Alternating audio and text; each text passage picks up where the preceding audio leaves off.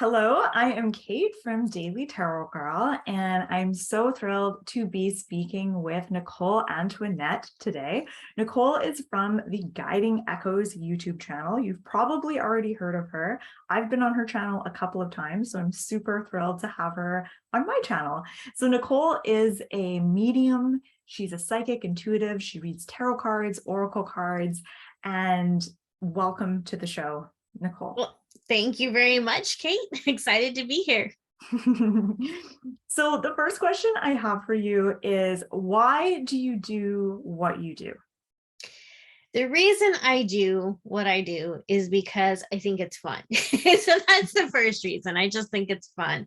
Also, what I have found is that there is a huge gap in information that's available to people who are beginning to become more aware of their psychic gifts and abilities. So while there are a lot of different YouTube channels and books out there, a lot of it can seem very overwhelming, and a lot of people don't know where to start. And so on my Guiding Echoes YouTube channel, I really do my best to speak with people on a level that they understand, meaning that I'm well aware that a lot of people coming to me are new to these experiences.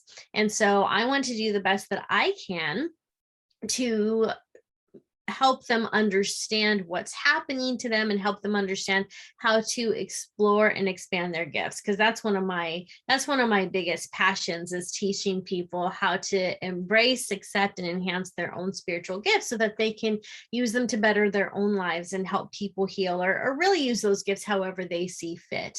And the reason that I like to do the whole mediumship thing is because, even though, first of all, I want to say, like, mediumship is very challenging.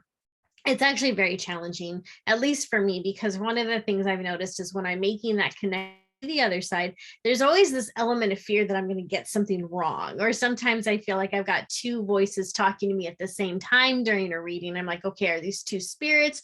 Is one spirit and one my ego? Like, what is going on here? Or I'm also telepathic. So sometimes I wonder if I'm also picking up on the person I'm reading for.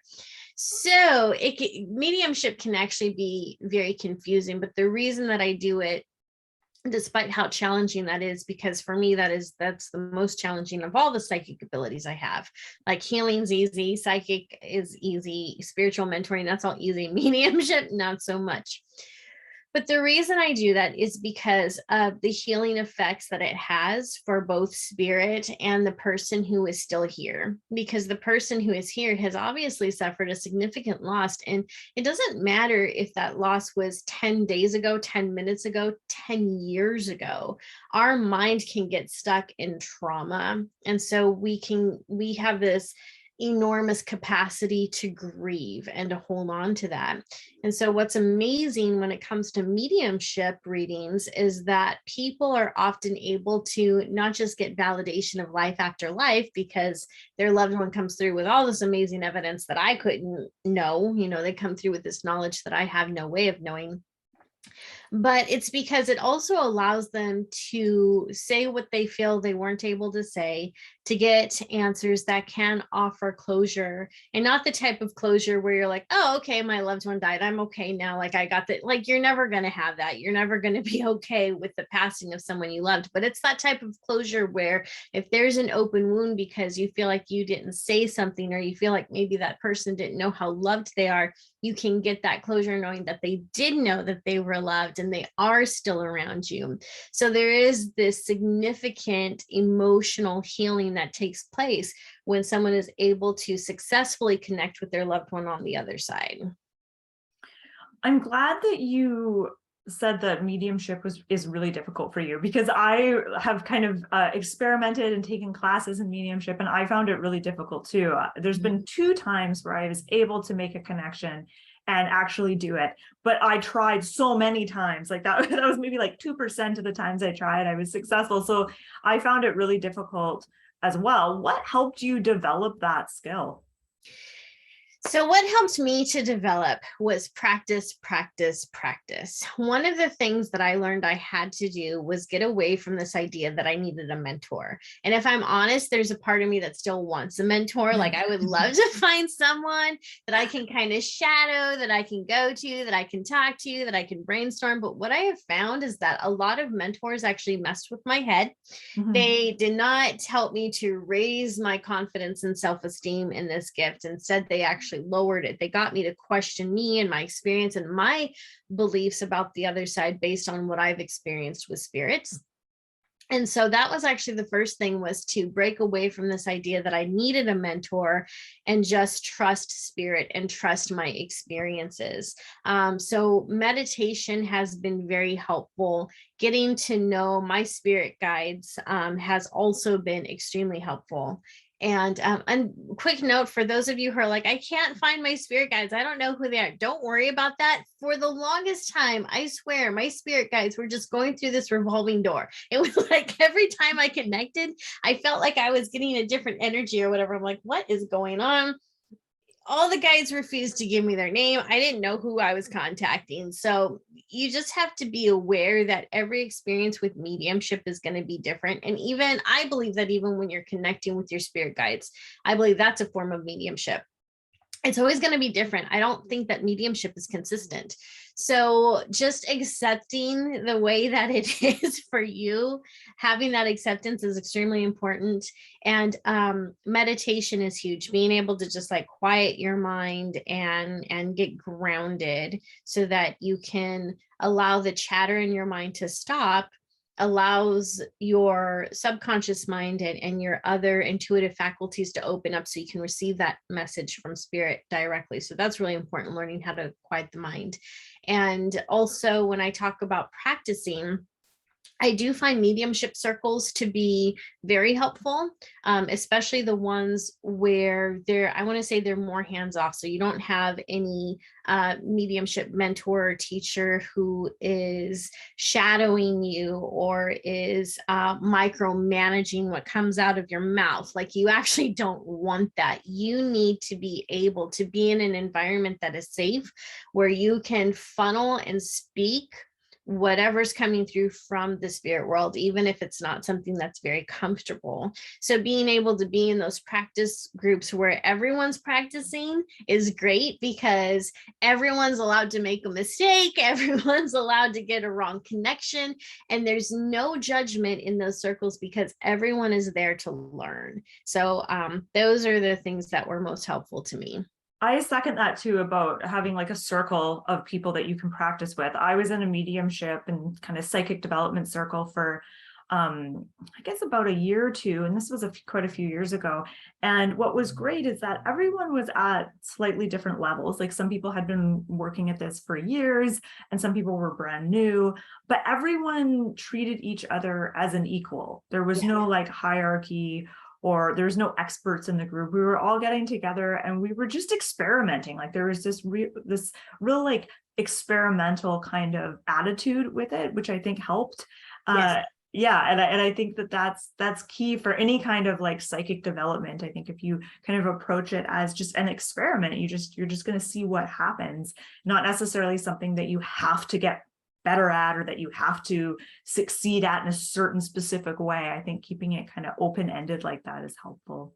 I agree. And I think that that is so hard for all of us, especially those type A personalities, those of us who love to excel, those of us who love the evidence that we're getting better. Like, we all get in, like, let's be honest, nobody gets into like tarot or psychic mediumship and is like, gosh, I hope I suck at this. Like, everyone wants to be good at it. Yeah. And so you're right, when you're able to get in there and just accept the experience for what it is and try to go into it without those expectations of who you're going to connect with and what type of evidence you're going to bring to the table. If you can just be open-minded and open to whatever comes through, it's going to be a better experience for you. And then also keeping in mind that just because you rocked it last week doesn't mean this week's going to be good. So last week you may have brought in a lot of evidence and surprised even yourself, and then this week you're in a circle and all you get maybe is the color black and an image of a pillow, and you're like, that's all I got, bro. Yeah. I don't know what to tell you. You know, so every experience with mediumship is going to be different. Yeah. Yeah. I remember I took a class, a psychic development class, and it was quite a big class. There's a lot of people in it. And the very first class, we did this mediumship circle. And people who'd never tried mediumship were getting all of this like really accurate information. And it was just wild. I remember coming away from that class being like, oh my God, like, what was that? That was wild. And the teacher said, I don't want to disappoint anyone, but like, this doesn't happen often. The next class probably isn't going to be this impressive. And sure enough, the next class, it was like the exact opposite experience. Yeah. Like, and so then what was funny is the first class was the biggest class. And then the second class was a few, not as many people, but still a big class. And then after, we all kind of had a disappointing experience, half the class showed up for the third class. So people get discouraged very quickly and very easily. And I think that that's the key to this stuff, is like, don't let those things completely discourage you. Like, just keep kind of plugging along at it. Yeah, keep showing up. And when you think about it, that's really the key to anything in life, is you have to keep showing up. And there's going to be days where it works and days where it doesn't. Like, one of the things that I love to do right now is draw. Like, I love drawing, I love painting on my iPad. Like, that's one of my favorite things to do right now. But there's days where it's like, I can't even draw a decent triangle, and then a couple days later I can draw one just fine and use that image to create whatever I wanted. But that's the key with anything in life, whether it's developing your psychic mediumship skills, whether it's connecting with the other side, whether it's drawing, whether it's learning a new language. You have to just keep showing up, and that can be really difficult, especially if you're feeling defeated, or like I said, I couldn't even draw a triangle. It felt so squiggly. And some days are just like that. But you can learn even through those too, right? Like, it's actually the bad experiences, I think, that continue to mold you. And if you can keep showing up for it, you're not only sending a message to spirit or to just the energies around you that this thing is important to you, you're also sending a message to yourself and setting the standard and practicing resilience to keep going. And that's how you become good at anything. Yes. Yeah, I agree. What would you say have been like the biggest obstacles that have come up for you on this psychic development path that you're on? Oh gosh. All right. So by and large, the biggest challenge and obstacle has been, I've actually been in a lot of abusive relationships. So these were with people who either didn't believe in mediumship and psychic abilities, or they believed in them and they wanted to be better than me. So they were sabotaging my efforts. So I think that it's actually quite common for people who are developing their psychic abilities to not feel supported and to not be supported by the people in their household or their closest friends. Like, I don't know about you, Kate, but I cannot count how many comments and messages I've gotten from people who tell me like they've opened up to a friend about their gift, or their gifts are starting to expand, and they're finding that their circle of friends in their community is getting smaller. Because as you practice this way of life, it does become a lifestyle. Your mind, your beliefs, your core values, it all changes. And it changes for the better, but there's people around you who don't understand the change, and they're stuck at a certain level and they have no desire for personal growth. And then there's also people who are jealous, even though we think about this spiritual field as one that should be open and loving and everyone wants to see each other succeed, and that's how it should be. There's still a lot of there's still a lot of egos that get in the way. And so that can be detrimental to anyone's growth in any field. So I would say that the relationships that I've been in, the lack of community has been really difficult. And one of the things that I've noticed is that the community that I'm in, it seems to always change. And by that, I mean, like, a few years ago, I was in a mediumship community and that seemed to be going well. And then for whatever reason, there was no fight or argument among any of us. I think life just got busy, so we all went our different ways. So it's like I didn't have a community for a while, and then, found a new one, and that kind of withered away. And so there's this ebb and flow, but it's not consistent. So that can be the challenging part. And then another obstacle that I still fight with, and not as much. And I'm sure a lot of your viewers and people who are watching this will be able to relate, is that confidence in yourself, that trust in yourself, that belief that what is coming through to you isn't just in your head. You're not making it up. Like, this is real. You really are funneling that information. The person that you're meant to give that information to does need to hear it. They may not accept it and they may like it, but if it's coming through, it's something they need to hear. So that can be really scary. So for me, those have been the two hardest challenges that I faced in my psychic journey, is just that lack of support, especially in those relationships that were most precious to me. And then also the doubt and lack of faith that I have in myself from time to time. What about you? What are your biggest challenges? For the longest time, it was the meditation part, because I wanted to ask you a little bit about that, because that is really like so important when it comes to developing your intuition, your psychic ability, your connection with, your higher self or your spirit guides. You have to be able to meditate. Yes. And that was something that I had this sort of on and off kind of relationship with meditation.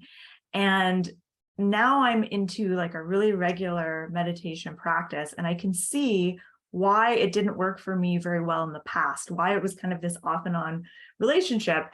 And I finally found a method of meditation that works for me. And it feels pleasurable and almost blissful. And so because it's such a pleasurable practice, I make time to do it every single day, almost every single day. And I don't find myself talking myself out of doing it or making excuses or pushing it aside. Like, I actually make it a priority and do it. And the key is I finally found a technique or a style that like really works for me, that I really enjoy. And I've tried all different kinds of meditation.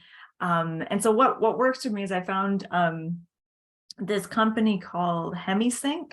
I don't know if you've heard of HemiSync, but they've got lots of guided meditations, and it's called hemispheric synchronization. So there's like tones and frequencies and sounds that are supposed to like balance out your brain hemispheres so that you can get into an altered state of consciousness, like really, really deep relaxation. Nice. And the key is to stay awake, so to keep your mind like alert, but then let your body like become deeply relaxed. And I'm just having so many adventures, and wonderful things are happening when I'm doing those tapes. And so I find I'm finally, after all these years of having this on and off relationship with meditation, I'm finally into a regular practice. So I would say for me, the obstacle, that's been a big obstacle for sure. And then the other thing, like just having confidence in yourself and believing that you can do it, especially like I'm a very grounded, kind of down to earth person. And so like the psychic stuff and all that is very, it's not really grounded. It's like something else. And so for many years, I sometimes would doubt my experiences, and I would doubt myself. And just over time, like very gradually, I've gained more and more confidence. So that's been nice, but it's a slow process. It is. Yeah. So I wanted to ask you about meditation. Like, what kind of meditation do you do? What do you find works for you? Do you do it every day? Do you do it for 5 minutes or an hour? What's your meditation practice look like? So my meditation practice changes quite a bit. And I started off doing guided meditations. And I think that's great for anyone who thinks that they can't meditate, because guided meditations are just stories that you get to listen to. When I first started meditating, and this was well over 10 years ago, it was before I was even doing the psychic stuff. I had stumbled upon this meditation website that to help me with my depression, because I was very depressed and going through a lot of stuff a little over a decade ago. And so I found this site called meditainment.com. They had all these different guided meditations you could listen to, and they were so relaxing. And when I first sat down to meditate, I didn't know if I'd be able to do it. I didn't know what I was about to do. And of course, the guided meditations where they're telling a story and you get to imagine all these wonderful things in your mind, they can be so fun and so fulfilling. And they do help you to embrace different emotions. And so I think those are great for people who need to learn how to focus their mind. Because that's what meditation is. When you think about it, meditation is really about focusing on something, but it's not a focus on something outside of you. It's focusing on something inside of you, whether it's your breath or, visualizing a white light or whatever it is. So that's a really good way to start. And so I still use guided meditations, I would say frequently.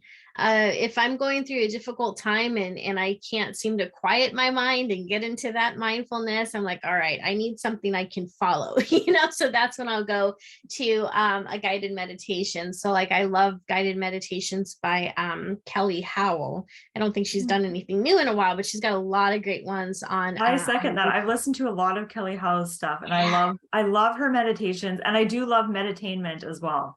Oh, okay. Yeah, they're Yeah. both fantastic. Yeah, Kelly Howe's Living Prayer is one of my favorite ones. Mhm. That one's beautiful. So one of my favorite meditations is one that I actually channeled on my own. It's where you think of love, like what does love mean to you? So you think about that question for a while and then you assign it a color. So for me, when I think of love, it's usually pink or maybe it's this light blue, every once in a while purple. So it might change a little bit. And so then what I do is I close my eyes and I just imagine that pink light coming down over me and blending with my energy and blending with my body.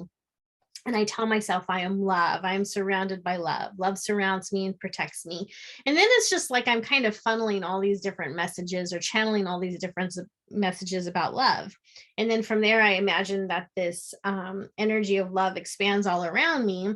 And then I focus on the people that I love and I send them that energy. And then I also send that energy to the spirit world. And so it's just this bridge of love that connects everybody. And then usually when I come out of that meditation, I just feel like so like great. I feel so good. It's like, I basked myself in love. I sent love to all these people. And then it feels really amazing. So that's a meditation that I do frequently. But again, I also listen to guided meditations. I love Yellow Brick Cinema, which is also on YouTube. They have a lot of free meditation music. So I'll do that. And then every once in a while, I'll look for like, the 369 abundance hertz and things like that as I'm doing these different meditations. So I almost always have music on just to help block out, those sounds that are in my environment. Yeah, so that's basically my meditation practice. So what kinds of things keep you motivated and inspired on this path? Because I think it can be easy sometimes to get discouraged, especially if we've got stuff going on in our personal lives, like that can really drain energy and kind of get in the way of things. Like, so what kinds of things keep you motivated, inspired, and on track? Yeah, that's a really good question. Well, to be honest, like I'm going through that season where it's almost like a dark night of the soul. Like I just got out of a relationship a few months ago with a covert narcissist. He's already got a new girlfriend, he's making accusations against me. So it's just like this whole nasty, horrible thing. And when I was with him, he was jealous of my gifts. And so he was sabotaging me. And so a lot of that did affect my ability to stay consistent with a lot of my practices, like meditating and pulling cards for myself. And so I think that you're not always motivated. I think that it's not always, you're not always going to have motivation that drives you, because there are going to be days where like, why do I even do this? Like, is this even real? Like I'm going through so much. I don't want to make time for this. So I think a lot of it I think that self-care is a huge part of psychic development. It's not something that's talked about enough. So I think there are days where you have to give yourself a break from it and you have to ask yourself, okay, where am I right now?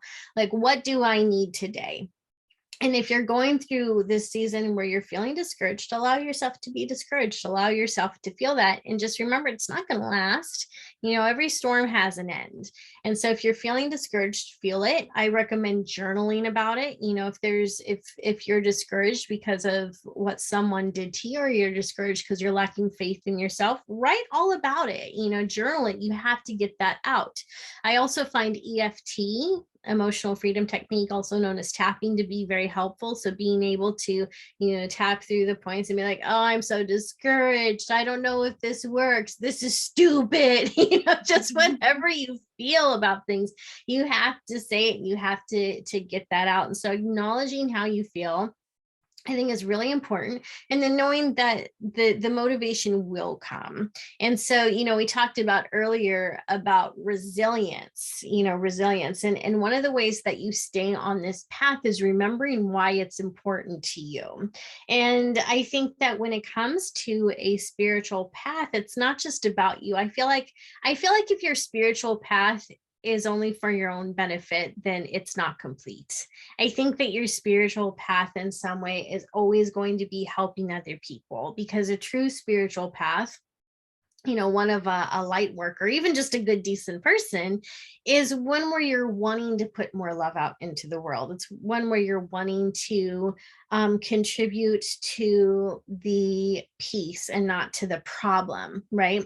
And so when you remember why you're in this and what your part is in this, what your purpose is, that helps you to keep going. But if you need a break from it, give yourself a break. If you need to just like watch a marathon of the funniest movies on TV or whatever, do that, because you need to find ways to care for yourself and get your vibration up and your own levels up. So I don't think that this is something that should consume you. Like nothing in life, you don't want to be consumed by anything in life. Life has too many facets to allow one area to consume you. But just know when it's time to maybe, shelve it for a little bit, or just take it in bits and pieces. And when I talk about that, that basically means that, you want to stay resilient, you want to stay on the path, you want to continue developing. But on those times where you are feeling discouraged, okay, maybe you don't meditate for 30 minutes, maybe you meditate only for 5. And maybe instead of diving deep into tarot reading, maybe you just find your most simplest oracle card deck and you just pull one card of the day. So you find ways to really simplify it, so you're staying in the practice, but it's no longer overwhelming. Yeah. And it sounds like you don't put pressure on yourself to always be motivated and inspired. Like it's, Yeah.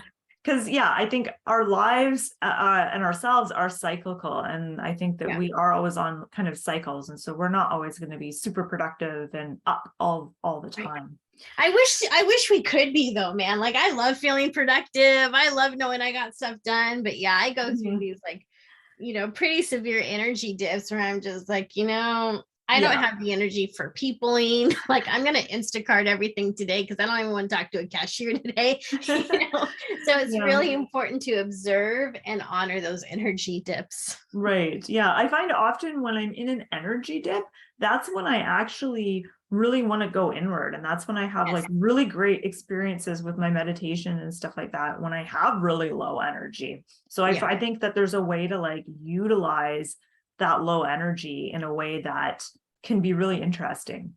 I think you're right. I think that that's when you can definitely have those aha moments, because when you're predictive and when you're riding a high, it's just like, oh, this is fascinating, oh, this is cool. But when the energy dips, that's when, like you said, you can go inward. And I think that's when you're asking just different questions, like, why am I experiencing this? Or, whatever is happening around you, you begin to question, or maybe you have a sense of curiosity. And that's definitely when you can get some cool information. Yeah. So what is the most wild, daring, adventurous thing that you've done or tried on your psychic development path? On my psychic development path, what's the Spiritual most development? tried? I'm not sure. That's a really good question. I feel like all of it is adventurous because all of it is like outside the box. None of it is exactly, I want to say, mainstream, because even the things that we consider mainstream, there's still a lot of fear around what we do in metaphysical arts, right? Like for example, this morning I went onto a website. It's called nextdoor.com. And it's basically like a Facebook site for community. So like if you happen to live in Austin, Texas, you can go on nextdoor.com And nextdoor.com is going to put you in touch with your neighbors who live in Austin, Texas and surrounding cities. So it's a really cool way to get to know people in your area. So this morning I put up a post for like a 3-card reading for the week. I'm like, hey, here's the energy reading for the week. And I had people that were on me like, why are you posting this witchcraft? I believe in Jesus, repent. So I think that for me, just being open about what I do and putting myself out there probably is the most adventurous, because there's also this element of danger, right? We're being rebellious. We're going against the system. And so telling people like, hey, this is who I am, this is what I'm about, and being public and open about it, I think it's brave. I think it's courageous for everyone who does it, even you. It's brave and courageous for you, because we do get a lot of ridicule because people don't really understand what it is that we do. So I think that's probably been the most adventurous on my path. And then also, just to be transparent, like I did lose my family over this. And when I say lose, I mean, we cut ties. Like I haven't spoken to my parents in years. As far as I know, they're still alive. Like who knows? Right. But when you embrace this lifestyle and you're open about it, you are going to lose people. And that's what people in this spiritual path are worried about. So you will lose people, but if you lose them because of what you believe in, they didn't have your back anyway. Like they're not all in for you anyhow. Right. So I know I was reading on your website that you were brought up in like a very strict religious family. Yes. And so that must have been really challenging and I think interesting, like to have gone from that to transition to what you're doing now. Like that's a very big shift. It is, yeah. Well, and that this is a path that calls you, Right. it's a path Sure. that calls you. I don't know if anyone really chooses this. Like people might go onto this path thinking they're choosing it, but the reality is that there's a call, there's a pulling of the heart that's so strong that you can't really deny it. And so spirit will find all these different ways to get you on that path until you're finally on it. But yeah, I mean, it was very difficult because I'm very sensitive and always have been. And so as a child, I couldn't really talk about the experiences I was having because my parents would have thought it was evil or it was demonic or whatever. Right. And so I had to keep a lot of things to myself. And then as an adult, like I for a good 10 years, I was really just kind of floating around, figuring out what my place was, not just in life, but what spiritual sphere do I belong to? Am I, would I fit with Jehovah's Witness? Am I a Christian? Am I Catholic? Am I New Age? Like New Age isn't a religion, but it's like, what am I? I have no idea. Yeah. So eventually, things just kind of unfolded in a very organic and natural way, unforced by me in any way, in it by any means. And all of a sudden this path just kind of arrived on its own. So yeah, it has been interesting for sure. What was your first introduction to this kind of work? My first introduction to this kind of work was for the mediumship and divination. It was when I decided to decorate my home for Halloween, about a decade ago. It's been over that now, but yeah, one year I decided I wanted to decorate my house for Halloween, and so I wanted to have a seance scene in my front yard that was going to basically pay homage to the seance scene in Disneyland's The Haunted Mansion. So to do that, I needed to get a table, a crystal ball, and tarot cards. So I ended up going on Amazon looking for tarot cards. I found a set that I really liked, but it was kind of expensive. So I was like, let me see if I can find a cheaper set, for decorations. Well, I kept thinking about this one set. It's called the Wizard's Tarot. It's no longer in print. There's other decks by the same name. It's not the same one. This one's out of print now. Yeah. But I loved the artwork so much. And I just kept thinking about it. So for 3 days, this deck haunted me where it's like, buy me. And I'm like, but you're expensive. So finally at like 2 or 3 in the morning, 3 days later, I finally bought it. Forgot all about it. So when the Amazon package came a few days later, I'm like, what the heck did I order from Amazon? Opened it up. I'm like, oh my gosh, it's my cards. And as I took the deck out of the box and looked through each card one by one, I felt this intense desire in me to protect these cards. Like I could not use them as decoration. I just knew that there was something precious and special about these cards. And the artwork just sang to me. So it's like I had a connection with them right away. And so my friend happened to be there and he was like, well, if you're not going to use them for decorations, because I had mentioned like I'm not using these for decorations, these are too pretty. He's like, well, then what are you going to use them for? What are you going to do with them? I'm like, well, I'm going to learn how to read them. And that's what started this whole thing. That's so cool. That's such a neat story that you just kind of stumbled on it accidentally. Yeah. I meant to, and that's how the universe works, right? Like it'll put an idea in your head, fire you. Mhm. And so you're like, oh, I've got this idea. I'm going to do this thing. And the reason it brought you to that experience wasn't for the reasons you thought. It was for something completely different. But yeah. So Yeah, cool. So let's talk about negative entities and things like that, because whenever I'm working with people who are new to this, that's one of their big concerns. That's a question I get asked a lot about tarot cards. It's like, if right. if I get a tarot deck, will I be inviting negative spirits into my home and things like that? Like there does seem to be sort of this belief in a lot of people, usually people who've been brought up with religion, typically. There is this belief that if you start opening to your psychic abilities and your intuitive abilities, that you're going to meet negative entities. And even with, like, I've just really started dedicating myself to practicing astral projection, which I haven't been able to do yet, but I'm working on it. And I've been working on that. And so I've been going online and there's lots of different like discussion boards and communities and stuff like that. And that's also a big concern with people that are learning astral projection or lucid dreaming, is that they're going to encounter demons or negative spirits and things like that. I personally, in all of my work, have never encountered anything like that. And so because of that, I guess I'm not super paranoid about it. I don't spend a lot of time worrying about it or thinking about it, but a lot of people do. And so I would love to kind of get your thoughts on that whole topic. Well, I think that we meet negative entities a lot throughout our life, but they're in human form. Yeah. Right? They're in human form. And when I need to go to the store, I don't get into the car and start sweating and think, oh my God, I hope I don't meet a sociopath. Oh my God, I hope I don't meet a sociopath. And as I'm backing out of the driveway, oh my God, what if I meet a sociopath?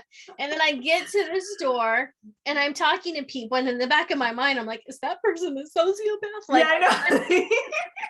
that's not what you do in life. And yet we do know that we're meeting bad people in the grocery store and at the office and stuff, and we may not know that they're bad people. We don't know that this person goes home and is terrible to his wife and his kids, and yet we interact with those people possibly every single day.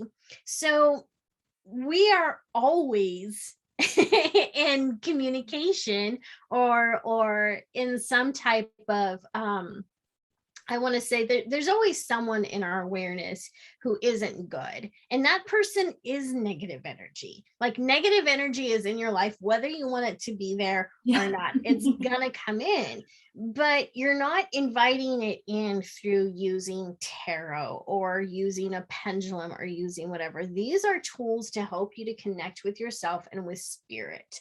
And they're neutral, just like electricity is neutral. I remember watching The Secret, and Bob Proctor says, when it comes to electricity, you can cook a man his dinner, but you can also cook the man. And it's like, that's brilliant. But in and of itself, electricity is neutral, just does what you tell it to do. And that is very similar to how these different tools in the metaphysical world work. They, in and of themselves, are neutral. It's your intention that allows it to go one way or the other. So if you get a deck of tarot cards and you're afraid that you're going to call in something negative, then that fear alone might be putting some type of fear out there. So something negative comes and screws with your cards.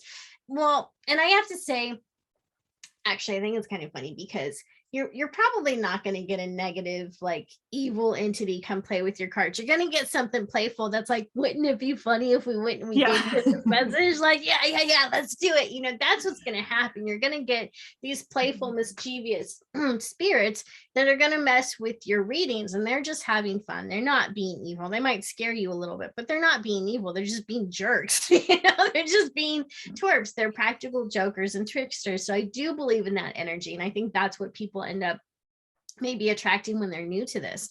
But that's why setting intentions for anything is so important. You want to set the intention with your tarot cards, with your pendulum, even with your own meditations, that you're about to connect to love and light, that you're connecting to yourself, that you're connecting to your higher purpose, your higher being. And then once you set the intention and you know what you're doing with the cards, then you shuffle your cards and you lay them out.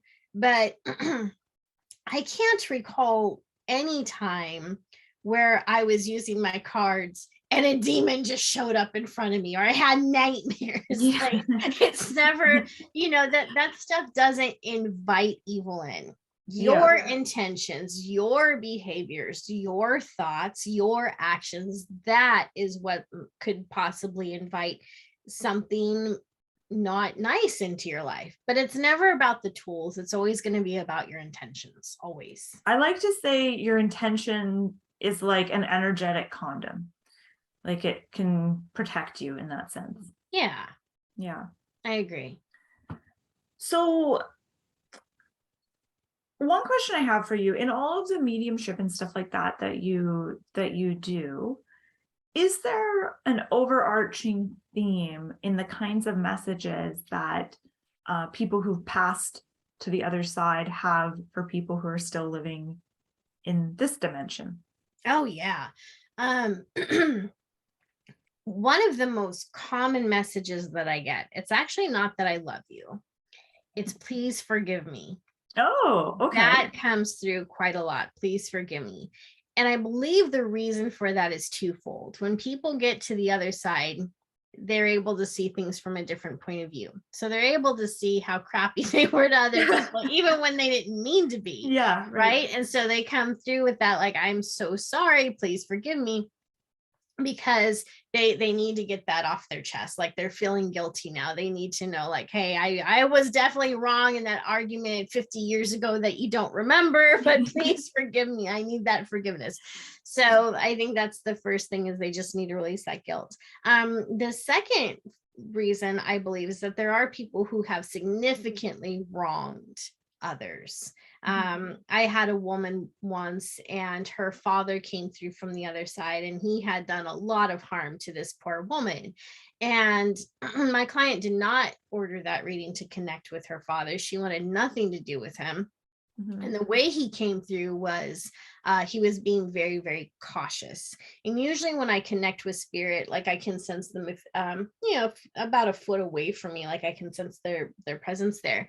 When they have feelings of shame, when they're kind of afraid, it feels as if they're 10 feet or 20 feet away from me. And I can see them just kind of peeking in, like, is it okay? Can I do this? And so this gentleman had come through, and I could feel his sorrow. Like, I could feel it, and it was so heavy. And so before he continued communication, he wanted her to know how sorry he was, and he was hoping that forgiveness would bridge the gap, so she would allow that message and communication to continue. Now, one of the things I say to everyone who is still in this realm is that you don't have to talk to anyone on the other side that you don't want to. It's kind of like when people end up in AA meetings. They're supposed to, when people are in AA, one of the steps that they follow, or that they do, is they think of the people they wronged. They have to sit down and write out all the ways that they wronged that person. And then they hopefully connect with that person to apologize sincerely and take accountability for their actions. Well, the person wrong doesn't have to accept the apology. They don't have to continue the conversation. it is the same thing here. So if someone from the other side does come through and they're like, I'm so sorry, can we rebuild this relationship? Can I talk to you? You are well within your rights to say, nope, hanging up the phone right now, didn't do this for you. Because while they may be feeling sorry, and while that's in some way it's good, because, you know, let's be honest, when someone wrongs us, we want them to feel bad about it, right? It shows some form of humanity. Mhm. It shows that they have some feelings and that they've got some recognition what they did was wrong. But sometimes when they on the other side, it's too late. You know, and we're still here having to deal with the pain of that. And so the last thing that I want for my clients is for them to be re-traumatized and re-agitated when they're coming to me for this healing experience, to connect with their loved one on the other side. And so this gentleman came through, and he was very apologetic, and he asked if he could talk, and she was quiet for a moment. And I said, I know you want to say no. It's perfectly okay for you to do that. And she's like, yeah, I don't want to talk to this person. You know, so we shut the door, and then we connected with the person she wanted to talk to. So I'm sorry is definitely a huge overarching theme that comes through. And then the two other most common messages are, I love you and I'm proud of you. I'm proud of you comes up all the time, especially parents or even kids, like family members are always saying, I'm so proud of you. So those are the most common messages. What about people's pets? Do they ever come through? Oh my gosh, yes. Mhm. Yeah, that's a lot of fun, because, you know, you'll be closing your eyes and meditating, and like for me, I don't always see the whole pet. I might just suddenly see like a wagging tail. It's like the cutest thing. I'm like, do you have a dog on the other side? Oh my gosh, yes. You know, so I'll get little archetypes here and there. Like I'll see like a bone, or like I said, the wagging tail. And so people are like, I have a Labrador. Do you see a Labrador? And it's like, well, no, I just see a tail. Like I don't see the rest of it. But yeah, pets come through quite a lot. Pets almost always want their humans to know that they did a great job, that they're so lucky to have had them. But a lot of times pets will stay with people. Their spirit will stay here for the longest time Okay. until they know that their human is okay. And Mhm. even then they still visit a lot. So yeah, Yeah. pets come through a lot in readings. And what kinds of messages do pets have? So pets will say things like thank you. Mhm. Pets will say I'm still there. I had one pet come through, and he showed me that he walked funny. So I was like, did you have a dog that walked really odd? Like I feel like he ran into walls quite a bit. And she's like, oh my gosh, yes, that was he only had 3 legs. He was always running into things and walking weird. I was like, okay. And I was like, he's telling me that there's this thump that keeps happening at a particular place near your wall. I see it being near a doorway. And she just started laughing. She's like, 3 days after he died, we just kept getting this weird noise right there. And I was like, yeah, that's it. That's just a spot that he leans against, that he's been hitting to get your attention. So they'll come through and they'll tell you what signs they're giving. They'll let you know that they're still with you. But what's fun about animals is they always come through with this very childlike behavior, so it's like they're always these 7-year-old kids. Mhm. So they come through with this very innocent energy and innocent way of being. So the messages they're always very sweet. That's fun. It's a lot of Yeah, fun. this book that I'm reading right now, it's about this guy's sort of adventures with astral travel and astral projection. And he said that he often sees cats in the astral plane, mostly just cats, which I thought was really funny. And he's seen like his pets and stuff like that, just sort of hanging out, wandering around. And I just think that's so fascinating. Yeah. There is, Yeah. do you have any pets right now? I'm staying with a friend of mine, and she's got a German Shepherd. Okay. Yeah. I feel like there's something special about cats. I feel like cats are just very like tuned in and connected to other other realities and the other side. I think so too. I love cats. Like I miss being around cats. It's been a while.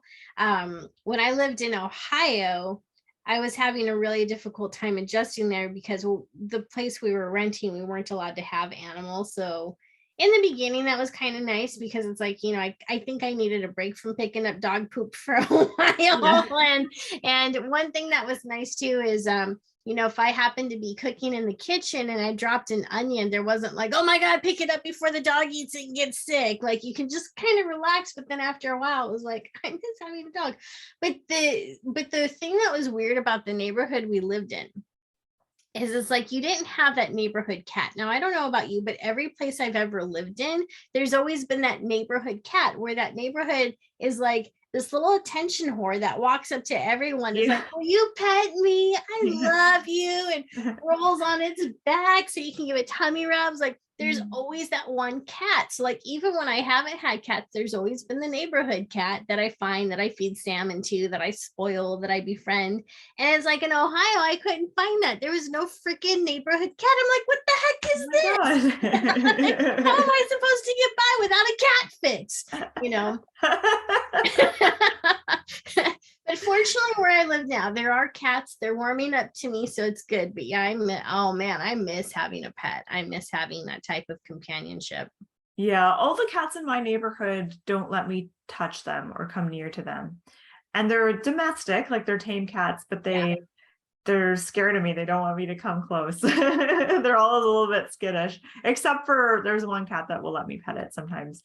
So my last question for you is, how can people have more fun on their psychic and intuitive development journey? Because I think that is the key. And that's, I think, what you said in the beginning. You said something about having fun is like so important.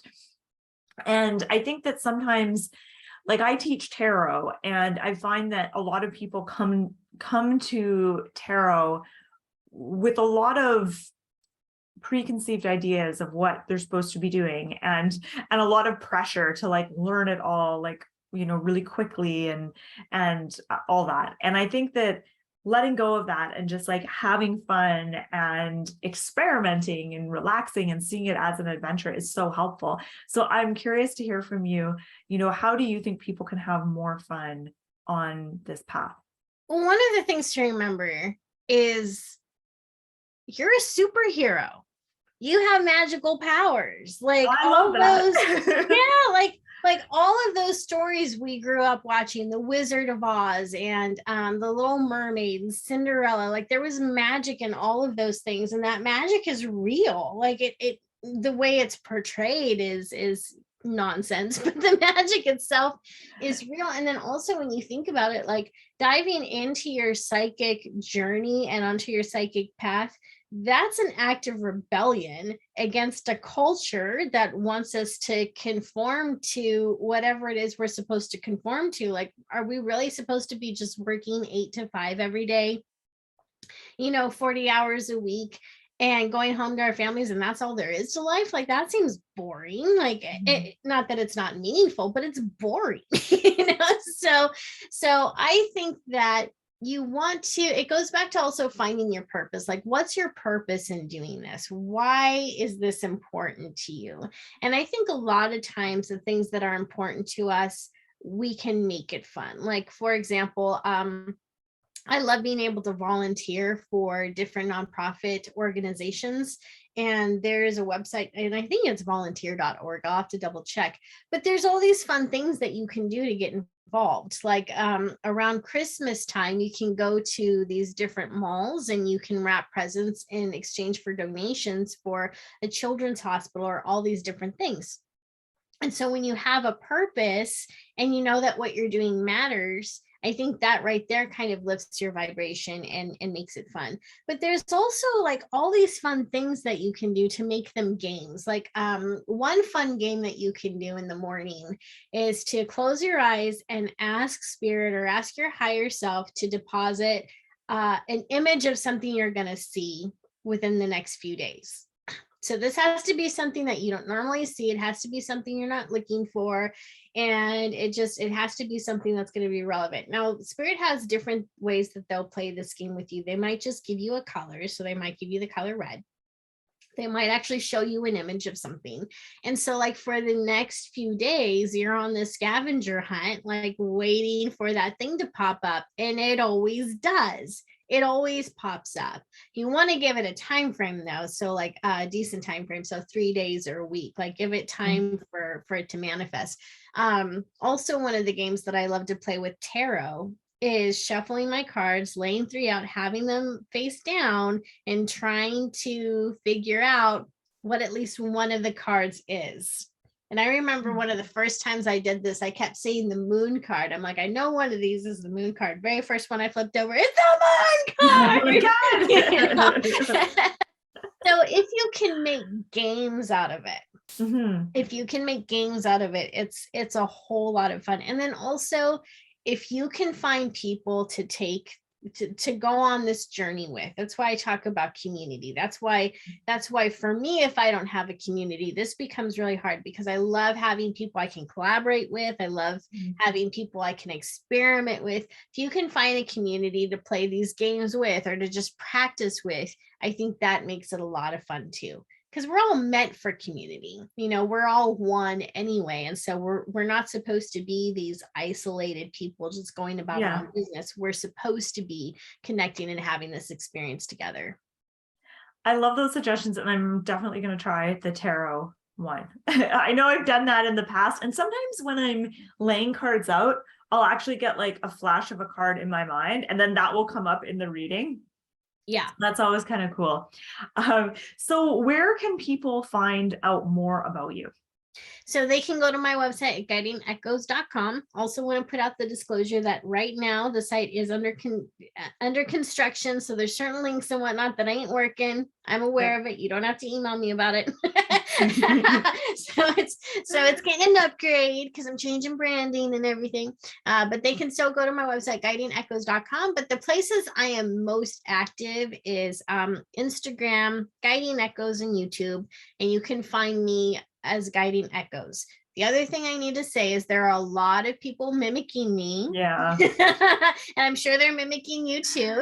We've got a lot of posers out there. So just make sure that you're looking for Guiding Echoes on Instagram, Facebook, and YouTube. I do not have an underscore. There's no extra G. There's no extra S. It doesn't say the official Guiding Echoes. It is just Guiding Echoes, spelled the way you would expect it to be. One word, Guiding Echoes. Awesome. Well, thank you so much, Nicole, for joining me today. And I'm going to put all your links below this video. So those of you who are watching, I'll put all Nicole's links just below this video so you can check out her stuff. So thank you so much, Nicole, for coming and chatting with me today. This was actually a really fascinating conversation. Thank you so much for sharing everything that you know about mediumship and stuff, because that's one area that, like I said, I kind of dabbled in it years ago, but it's not really an area that I have a lot of experience or knowledge in. So I found it really interesting to hear about your experiences with that. So thank you so much for sharing. Yeah, my pleasure. I'm glad it was helpful.